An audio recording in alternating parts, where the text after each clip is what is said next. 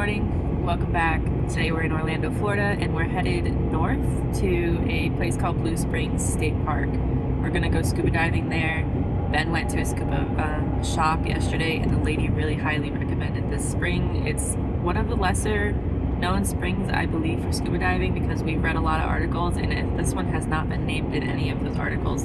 So it should be really interesting. You have to carry all of your gear from the car like a quarter of a mile, and then when you get in the water, you then have to swim up the spring against the current for a little bit before you get into the spring itself, and then you'll swim back down. So you do have the tough part of the dive first. See you when we get there, and you'll probably see us putting our scuba stuff on. We're here. We're here, and it's early. I was told to be here at 7:30, but I don't think the park opens until 8. I'm a little early. It's 7:22. I think it was a little bit less traffic than we expected, but I can't complain. We were told to be in line here at like 7:30, like there would be a line of cars waiting to go in. Yeah, we were told. But no, We're number it's just one. us. Alright, so we are gonna put our stuff together, and then we have quite a long walk down to the water.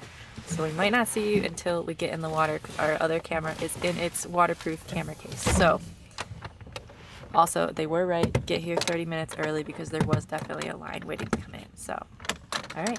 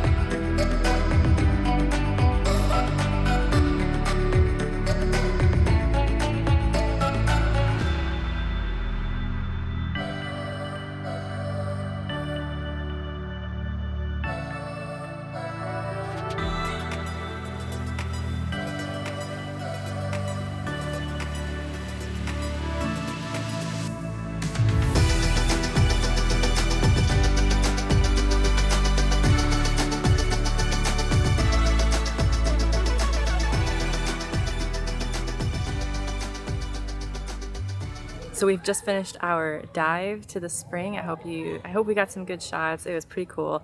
Ben got down to like 75 feet into the spring. I got about 50 feet before I was like, nah. Top of the spring was a little sketchy. There's a lot of current going up, so we had to go back and get some extra weight so that we could actually get down into it because it was just pushing us up to the surface. But we saw a lot of wildlife, saw a couple manatees. Hopefully we got a couple shots of those, and now we're just going to walk around on land and see the spring from above, basically.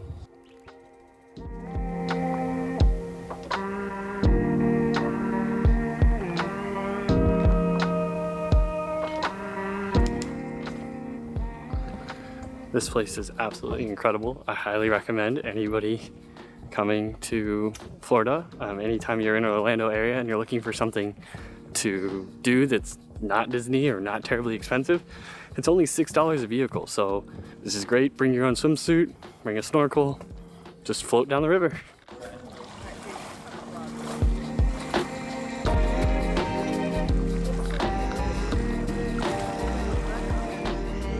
There's actually quite a few springs in Florida, and they actually all flow up from the aquifer. So when rain comes down, water filters through all of the sandy soil that is here in Florida, and then it pushes all the water down. Then there is places like this where the water is pushed back to the surface, where it flows out fresh all the way into the river, which then eventually either dumps into the Gulf of Mexico or into the Atlantic Ocean. Oh, also I should probably mention that this is all fresh, very clean drinking water. This is actually why that there is a lot of bottling plants here in Florida that actually bottle this spring water. Not this one in particular, because this one is protected, but there are private springs in Florida that are actually used for bottling plants. Now, I think there's probably some debate on, whether that's good or bad for the environment, but it is factual that it does happen here in Florida. Oh yeah, and there's manatees here. We were able to see one earlier. However, there is some rules on how far or how close you can be to a manatee. I think online it recommended to stay away at least 50 feet, but at the park entrance they recommended everybody stay at least 20 feet away from a manatee. So we were actually able to see a mother and a calf today. However, they are an endangered species, so everybody does need to stay away from manatees.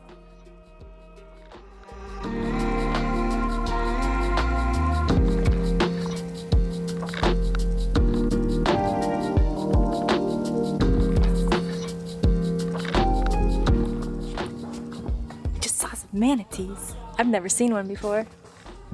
They're pretty cool.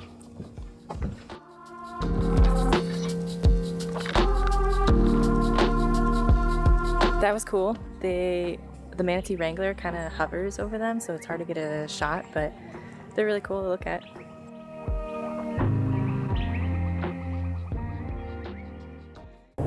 All right, we are back at it.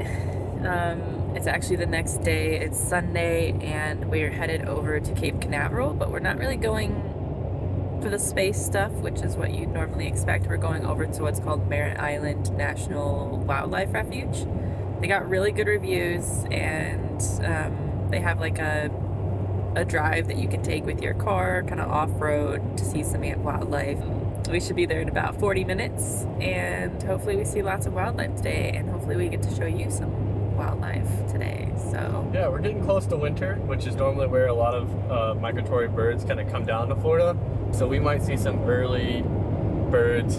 Get it? Early birds? Early birds. We might see some of the early birds kind of come down. There's a bunch of other wildlife there, native Florida wildlife, like alligators and stuff like that. So we'll give it a shot. And maybe more manatees. We will see.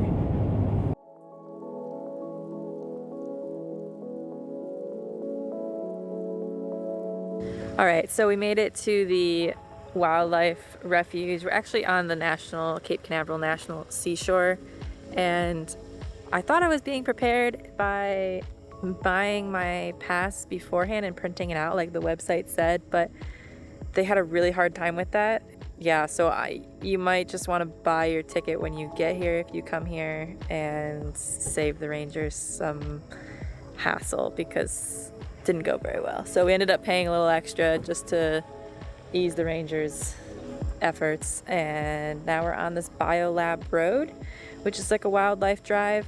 So we're getting our cameras ready, and then we'll go along the drive, and hopefully we can see maybe some gators and lots of birds, and then we'll head over to the manatee section.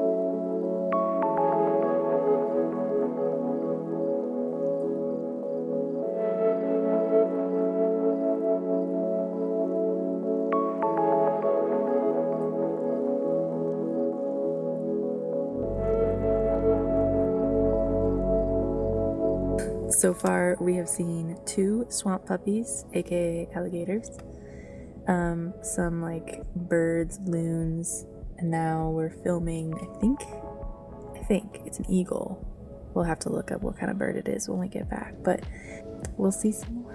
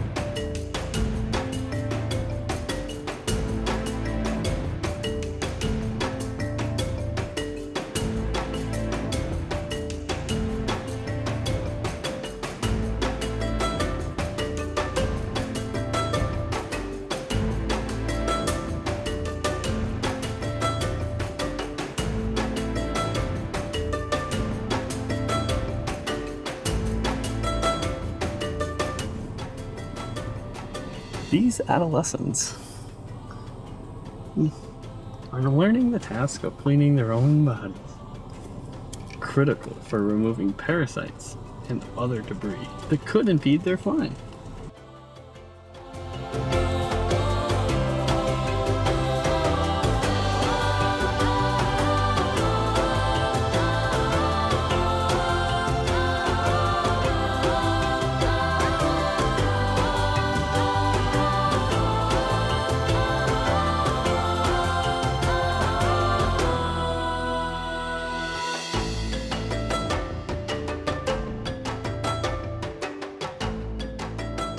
So I wanted to give a tip to anybody coming out to the National Wildlife Refuge. If you're coming out, I think 2 recommendations. So the first recommendation is definitely get here early. I think the park actually opens at 6. So if you're gonna come take photography or you want to see like all the animals out, animals mostly get out early in the day. But that doesn't mean if you come late that there's going to be nothing. We're here at about, I don't know, it's like 1 o'clock now and there's plenty of birds out. But if you want to see them in like, you know, a better light or more natural light, come early in the morning. My second recommendation is bring a Tesla. So if you have a very quiet vehicle, something that does not make a lot of noise, you can creep down some of these paths without making a lot of noise. We did drive our truck down, which does make a little bit more noise when going down the paths, so you can scare away a few animals. So we had that happen earlier today. I don't know if I really want to give this tip, but we did have some problems with the website. The recreation.gov did say that some of these areas were closed, but then when we got to the park, they were like, no, they're absolutely open. So definitely check as many resources as you can.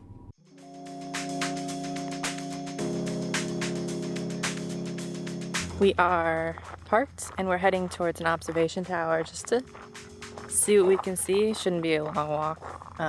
It's about 85 and sunny, so it's hot. We put on sunblock like good people, like healthy people, and we use mineral sunscreen because Well, it was a cheaper mineral one. But it's a cheaper mineral one, so it's like we're very white. We have a very white cast, and Ben, It's extremely white. It's a little ridiculous. extremely white, and it's getting on our camera, so Yeah. that kind of stinks.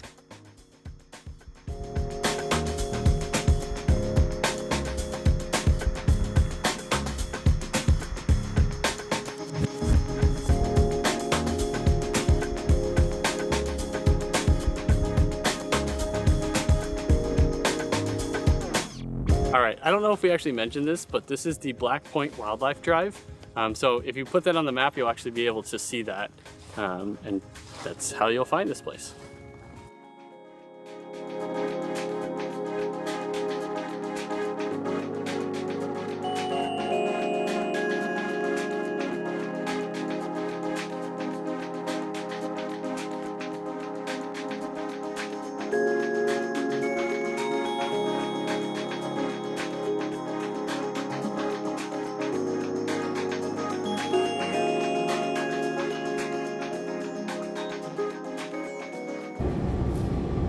already. So we finished the wildlife drive and we're headed out of the park back home. It's about 2:30 in the afternoon and it's as hot as it's supposed to get today. So we're not going to do any more like hiking, walking around. We're going to head home and I recommend coming and seeing this wildlife refuge. I feel it's pretty big, so you definitely need to drive it, a lot of it, and hit the shoulder seasons and winter, because winter the water level is going to be lower and you'll probably see more gators because And manatees. Manatees start to come upstream in winter, so. and manatees. So yeah, I mean, highly recommend it. Just skip the summer season probably. So, but we hope you enjoyed this video. It was pretty like wildlife focused video. Yeah, hopefully if you're in the Orlando area, we've given you a few ideas of what you can do. And stay tuned to our channel because we'll have a couple of really cool videos coming out soon. One is focused around a train. I'm not going to give too much more than that, but one is focused around trains. If you like trains, that's a good one for you. And then we're going to have some international travel coming up as well for a couple weeks. So yeah, if you like this content, please like and subscribe to stay tuned. And we'll see you in the next one.